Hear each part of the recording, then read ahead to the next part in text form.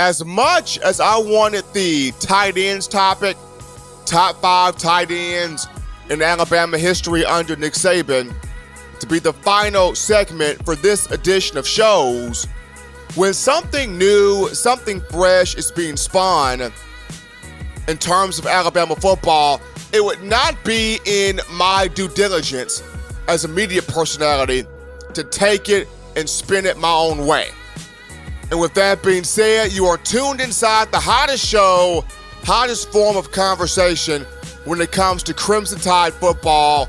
This is, in my own words, the podcast, Stephen M. Smith, Touchdown, Alabama Magazine. At Southeastern Conference Media Days last week in Atlanta, Nick Saban was thrown a question that he almost wanted to jump down the reporter's throat. The media guy in question was CBS's own Dennis Dodd. Now, Nick Saban scaled it back and answered it in a professional manner, answered the question very well, but he wanted to jump down this guy's throat.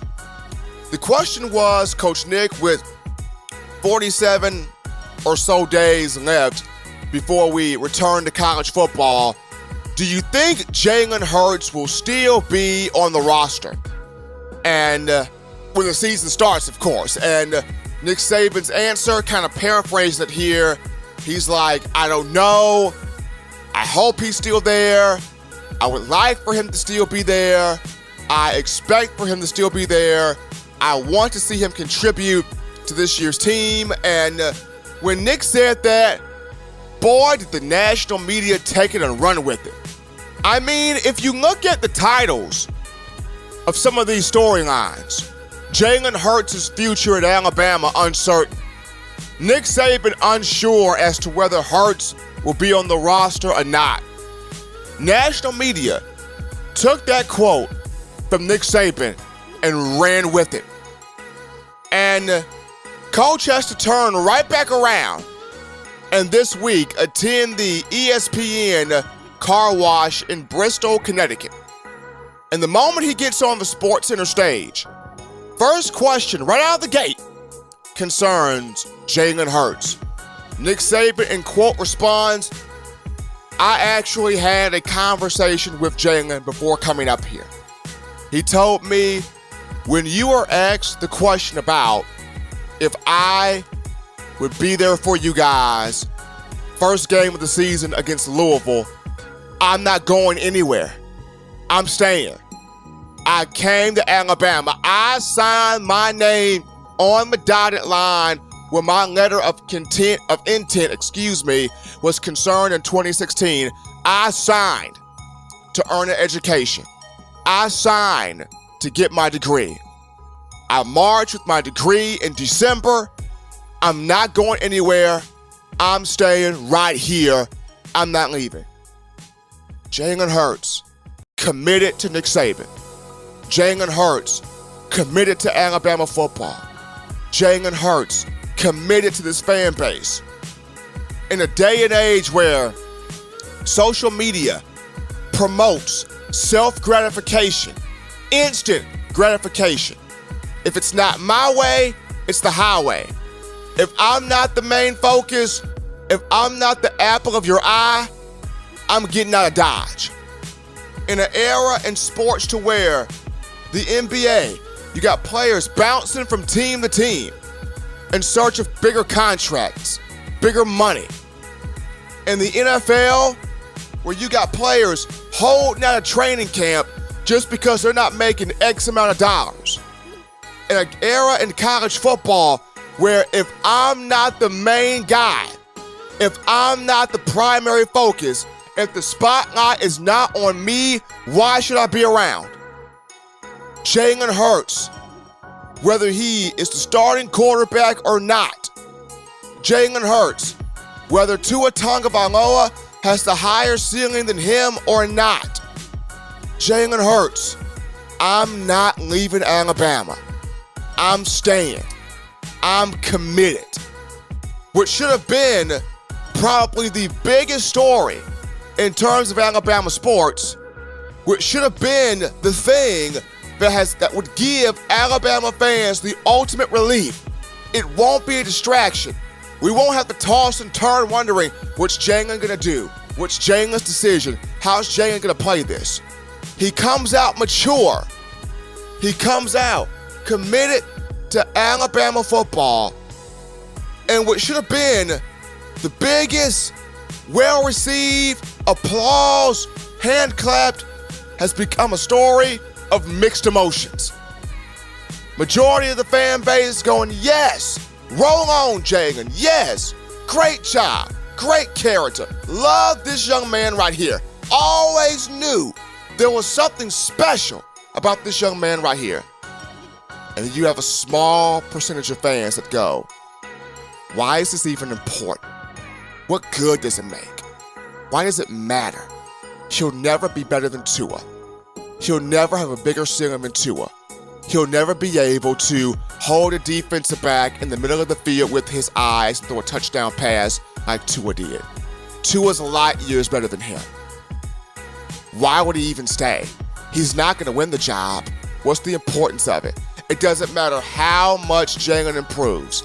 He'll never be better. He'll never measure up to Tua. This should be the biggest story of Alabama football, and also one of the more happier stories around the program, yet it has been met with mixed emotions. I'm going to leave the quarterback race label out of this for just a moment. I know that I have been pro Jalen Hurts from the moment he stepped foot on this campus. But I also know that I have been pro Tua Tagovailoa. I support all quarterbacks that come through here. I study film on all quarterbacks that come through here.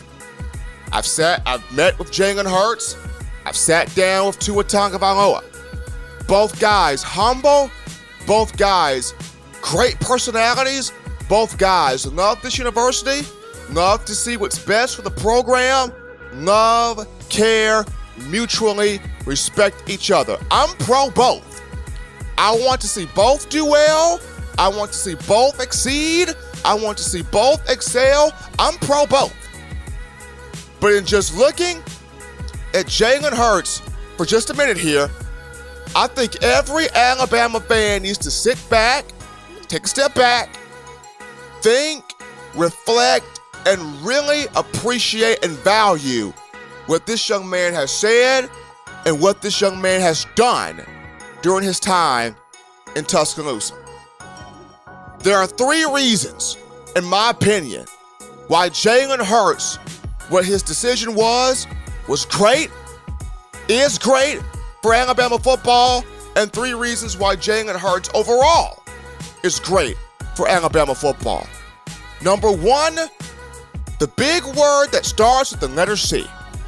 The big word that starts with the letter C that not a lot of people like to do. It's called commitment, people. People don't like to commit anymore. Whether it's in a marriage, whether it's in a business, whether it's on a sports team, whether it's a gym membership, whether it's a New Year's resolution and trying to lose weight, people don't like to commit anymore. Commitment is like chivalry. Chivalry's dead, honey. Women don't like chivalry anymore. It's the 21st century. Nobody's opening doors for people. Nobody's pulling out the chair at the dinner table. Nobody's asking those good morning texts, how you're doing? I just want to see about you. Nobody cares. It's the 21st century. Women are doing their own thing. And they are. And it's a great thing. But there are still some women out there that want to see, are there any men left that will open that door for me? Are there any men left that will pull out that chair at the dinner table and allow me to sit down? Are there any men left that will stimulate my mental? Are there any men left that will do that? Are there any men left that will show that chivalry old school approach? It's still very much useful. Just like commitment. Are there still guys that are committed to a team? Are there still people that are loyal, dedicated, tenacious, determined, When everything seems to be breaking loose, going bad around them, do you still have the nerve to push and keep going? Is there still that commitment there? Alabama fans, you guys and myself alike, we beat Blake Barnett to a pulp.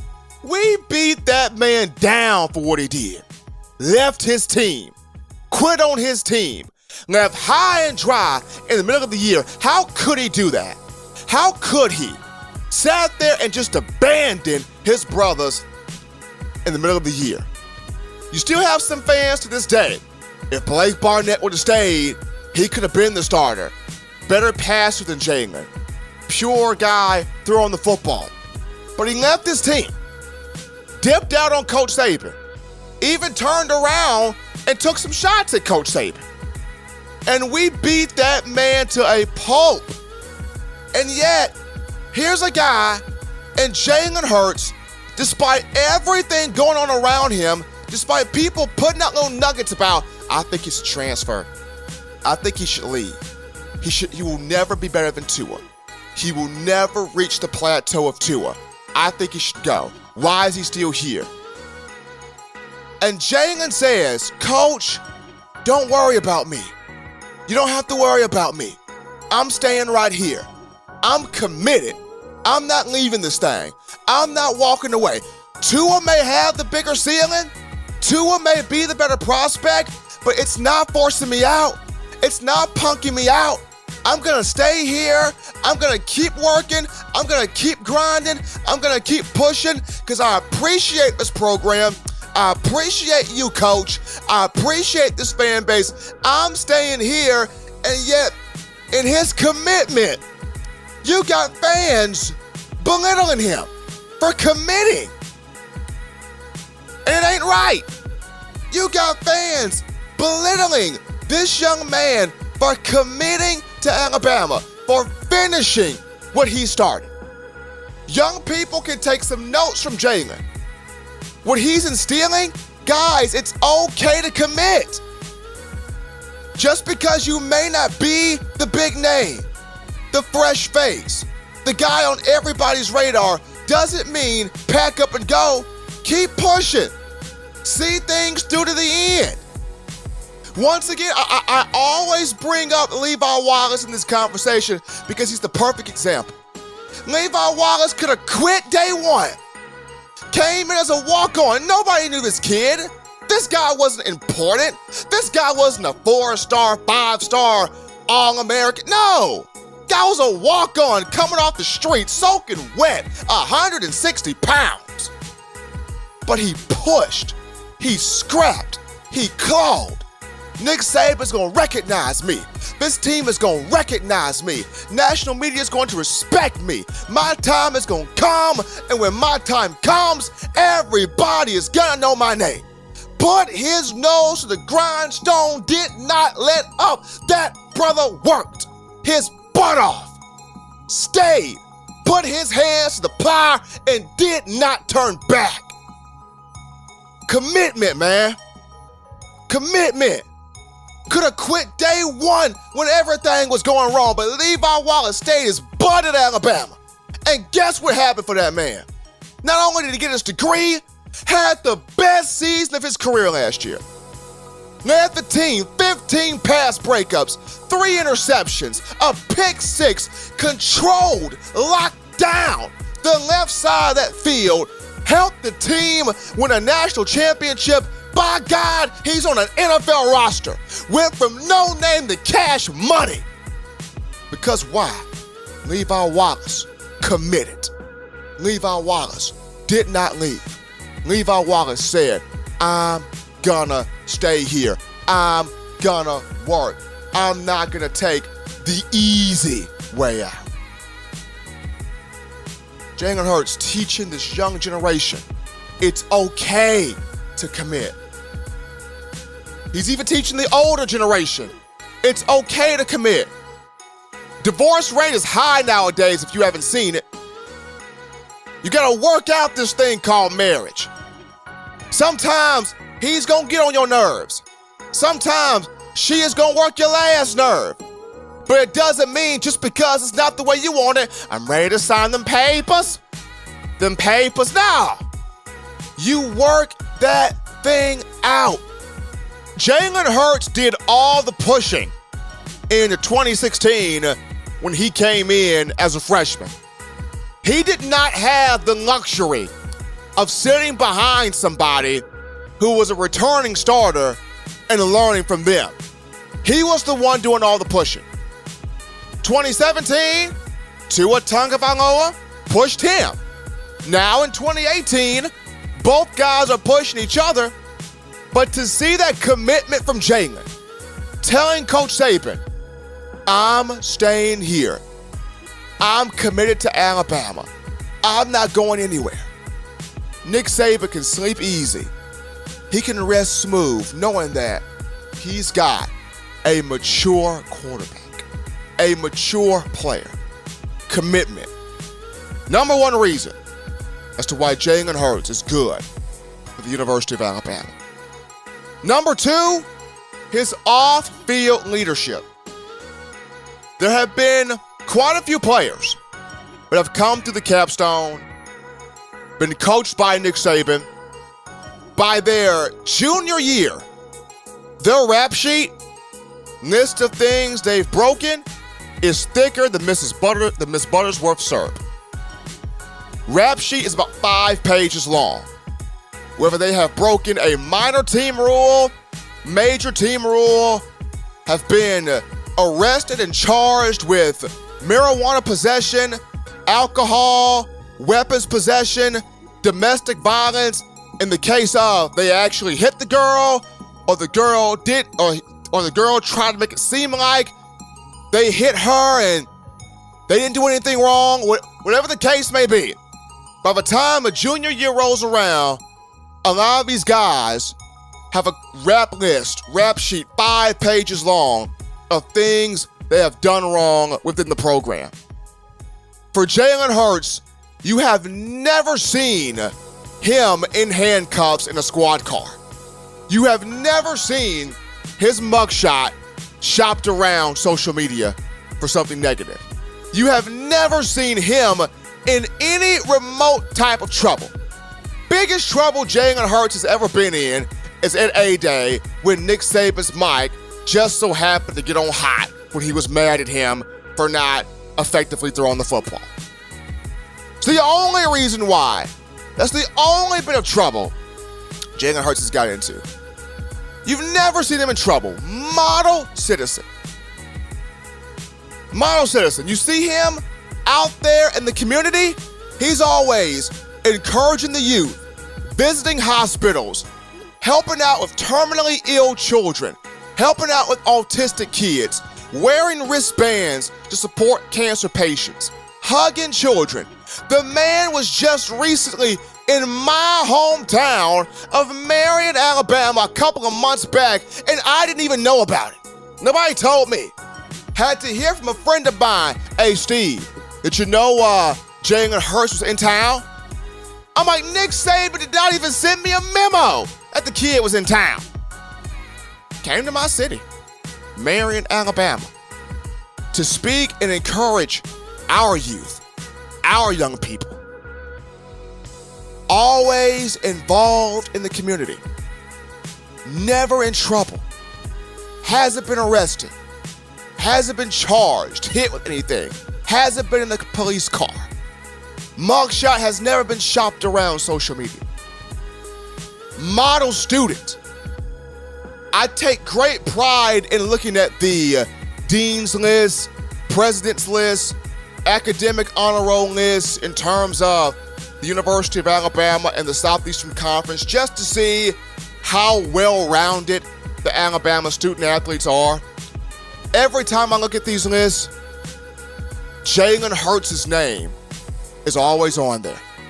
He is always on by the academic honor roll list. Model student. Never in trouble. Model student. Leader in the community.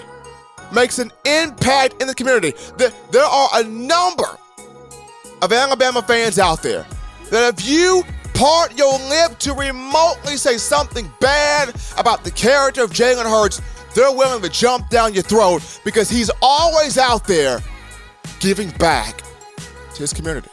He's always out there taking his schoolwork seriously. He's always out there, man, doing what he's supposed to do to help out, encourage, make this program something great. Number two, you look at his off-field leadership. The number three reason, in my opinion, as to why Jalen Hurts is great for Alabama football, Tua and Jalen need each other. And to kind of put another topic with that, Jalen Hurts is not the worst thing to have ever come to Alabama. And for those of you who have taken the stance of Jalen's improvement doesn't matter, Jalen's improvement doesn't mean anything, you are basically saying you don't want Jalen to improve, you don't want Alabama's quarterback room to be good, and you want Tua Tagovailoa to slack off. That's what you're essentially saying. Because the only way Tua gets better is if Jalen continues to push, challenge, battle with him, and encourage him. Mac Jones is in the mix as well, but the only way Tua improves is if he needs for number two to be at work every single day. I mean, people forget. In 2016, there were a ton of moments where Jalen Hurts sat back in that pocket and fired darts. There were moments last year where Jalen Hurts sat back in that pocket and fired darts. It may not have been as consistent as people would have liked it, but he sat back in that pocket and fired darts. Everything that happened in 2017 was not all Jalen's fault, though the overarching theme was, it's all Jalen's fault. 1/3 of the blame for 2017 should go on Brian Daboll, an offensive coordinator. And here's why. 2016, regardless of what you think personally about Lane Kiffin, as a coach, the man is an offensive genius. He took the strengths of Jalen Hurts. We have a mobile quarterback that is very dangerous when he's on the run, when he gets to the perimeter of a defense, when he gets to the edge. Let's take his skill set, build around the skill set, and attack with his skill set. That was why Jalen Hurts was so successful as a freshman, is because Lane Kiffin took his skill set and catered to that dynamic. Here comes Brian Daboll coming in from the NFL. Mind you, he did not have a lot of college experience. Very little college experience. The majority of Daboll's career has been in the National Football League. He has not had a lot of college experience. He has not been around college kids. The man has been around freaking 40-year-old Tom Brady, for Christ's sake. He hasn't been around college kids a lot. So here comes Brian Daboll throwing a complex NFL playbook at Jalen Hurts as a 19-year-old and is telling him, you know what Lane Kiffin has just taught you? Forget that. Bump that. Cast that aside. Learn this NFL playbook. This is what we're doing now. Threw this man a complex playbook, and you expect this guy to just can what Lane Kiffin has just taught him and pick up what you just taught him in a nanosecond? It's not easy. The reason why Jalen Hurts' interception ratio was probably so low, the reason why Jalen Hurts did not take as many chances as we probably wanted him to, is because he's still trying to figure out, what the Sam Hill do I do? Do I listen? Do I continue with what Lane Kiffin taught me the year before and built off what was good for me? Or do I sit here and pick up what this new guy is throwing in here that's very complex and I'm having a hard time trying to adjust? What do I do? Brian Daboll just threw a playbook at him and just said, here, learn this. Didn't take time to build, just threw a playbook at him. third of that blame goes on Brian Dable. Another third of that blame goes on the wide receivers. One thing that a lot of us don't give Julio Jones, Marquise Mays, Darius Hanks, Amari Cooper, and Kevin Norwood enough credit for is how professional these guys were. They handled things in a professional manner. When the ball was not thrown perfectly to them, they didn't whine, they didn't pout, they didn't complain, they didn't moan, they didn't go on social media and throw up little cryptic tweets about how unhappy they are. No, they handled it like pros. Something didn't go right, they jogged back to the huddle. Bruh, you missed me that time, but I know you got my back, I got you, we'll get him on the next play. That's how they handled it. And even if they were upset about something, the media didn't know about it. The fans didn't know about it. Social media didn't know about it. And if they were mad, it was years down the road when these guys got to the NFL when it was revealed. They handled it like pros. There were many times where Greg McElroy blatantly overthrew 6'3", 220-pound Julio Jones. You never saw Julio Jones get mad about it. There were many times A.J. McCarron overthrew Kevin Norwood and Amari Cooper. Those guys didn't get mad at A.J., went back to the huddle. A.J., we know you got our back, we got yours. You may have missed this time. We know we're going to get it on the next go-round. That's how they handled it. Receivers last year, the moment a ball didn't hit them perfectly in their hand, hands on their hips, pouting, making all of these non-verbal cues, which tells the media something must be going wrong, which tells the fan base something must be going wrong, which puts a bad vibe to your quarterback. You don't do that. I get it. Jalen Hurts had some missed opportunities, but let's also be reminded that there were a lot of passes he threw that hit wide receivers in their hands and they dropped them. There were a lot of dropped passes a season ago. Let's not make it seem like this young man is the worst quarterback, is the worst guy to ever pick up a football and throw it at Alabama. Let's not spin it that way. I've seen every quarterback that has come through the University of Alabama under Nick Saban. Been a Bama fan since 2000.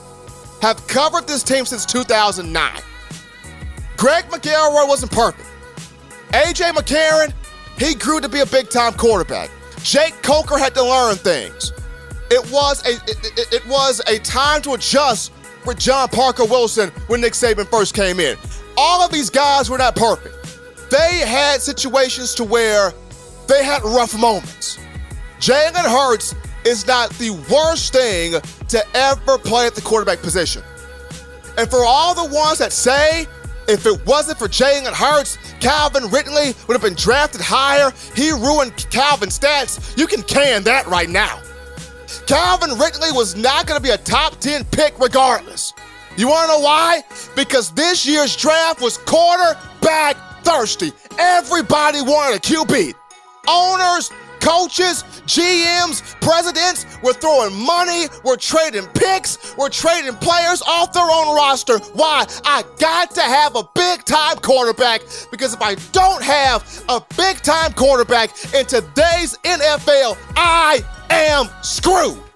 I'm not making the playoffs, I'm not making a playoff run, and you can just kiss the Super Bowl run goodbye.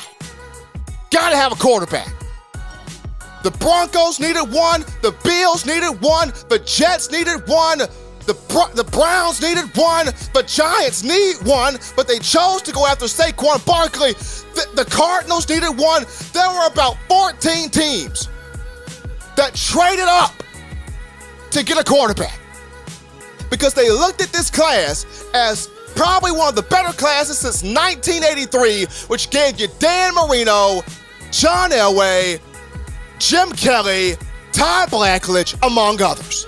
This class with Baker Mayfield, Sam Darnold, Josh Rosen, Josh Allen, Lamar Jackson, Mason Rudolph, Luke Falk, J.T. Barrett, among others, they thought if we cannot get our quarterback in this class, it's over. That's why Calvin dropped. Everybody was quarterback thirsty.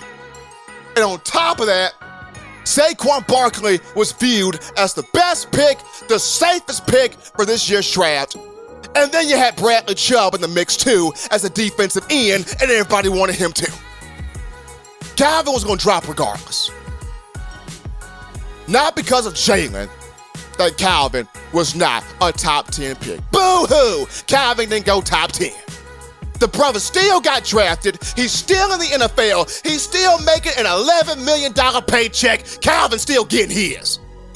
If you were to look at the quarterback race from the national media clippings, it would seem as if both guys hate each other, they're at each other's throats, and this is the nastiest little quarterback battle you ever seen. Folks, let me tell you, it's the direct opposite. I've talked with Damian Harris. I've talked with a number of different players. These two love, care, appreciate, respect each other, depend on each other to be successful. Damian Harris at Media Days said, I saw Jalen and Tua breaking bread together before I hopped on the plane to come here. They love each other, man. Jalen Hurts may not be the quarterback you would like for him to be. Maybe Alabama tried to make him into being something he's not. If he wins the job, great. If he doesn't win the job, that's fine. But the fact that he committed, he stayed, he ain't leaving, he ain't bailing, he ain't giving up. Alabama Nation, you need to take a step back and thoroughly appreciate this man. Because he carries the characteristics that I thought Crimson Tide Nation esteems high. Toughness, determination, loyalty, character, committed to Nick Saban, committed to this fan base, hardworking, model student, model citizen. Those are things in which I thought the Alabama Nation holds in high esteem. Maybe I'm wrong, because I'm looking at what's been said right now. This man's decision has been met with mixed emotions. And it's sad. Should be the biggest, happiest story in Alabama sports, and it's met with, does it matter? Is it important, really? He's not Tua. Who gives a flip? I'm pretty sure if I could be a hopeless fly on the wall in a conversation with Jalen and Tua, and I'm not the gambling type, but I'll put money on the conversation's probably going like this. Bro, if you win, I'm down. Bro, if you win, I'm down. Whatever happens, Alabama's going to run through college football anyway. That's probably the conversation between those two. And if it is, get behind the conversation. If it is, you hope and pray that Tua doesn't get hurt. But what if he gets hurt again? He's already had the hand injury. Jalen's never been hurt. And you're trying to put Hurts out the door. What if Tua gets injured? Are we going to put all of this on Mac Jones? I mean, the kid's good, talented. I think he's baby A.J. McCarron. Had a great time meeting his family the couple of times I've met with them precious group. But he's never started a game. Jalen Hurts has been in 28 games. He's been in every hostile environment and knows how to handle it. Folks, whether he wins the job or not, he's brought you commitment. He's brought you an upstanding human being both on and off the field. And that relationship between he and Tua, combined with he's not the worst thing to play at Alabama, and the fact that he's given Nick Saban his word, I think we all, as a fan base, need to take a step back and appreciate thoroughly what this young man has meant to Alabama, knowing that Jalen Hurts is good for this program. Great content this week. Great edition of shows. Had fun talking about Keith Holcomb. May fully pursue baseball. That was an interesting conversation. Had fun looking at the temptation of starting Tua Tagovailoa, and also Alabama's coaching staff, what has made Nick Saban so secure. Tosh Lapoy, Michael Loxley, and then also Nick Saban. Should he be considered for more Coach of the Year honors? I think he should. And then touching on why Jalen Hurts is good for Alabama football. Folks, Touchdown Alabama Magazine YouTube, the site you need to get your hands on. Right now at 1,600 subscribers. Thanks to you, the fans. Touchdown Alabama Magazine YouTube, subscribe. Leave comments, thoughts, concerns. Want to hear from you. Check out that site. For all of us here at Touchdown Alabama Magazine, I'm your man, Stephen M. Smith. It's been in my own words. It's your boy, Stephen M. Smith, host of In My Own Words, the podcast. If you are a fan of this show, then I encourage you to subscribe to the Touchdown Alabama Magazine YouTube channel. Also follow the brand on Facebook, Twitter, and other forms of social media as we continue to bring you the best in Alabama football and Crimson Tide athletics.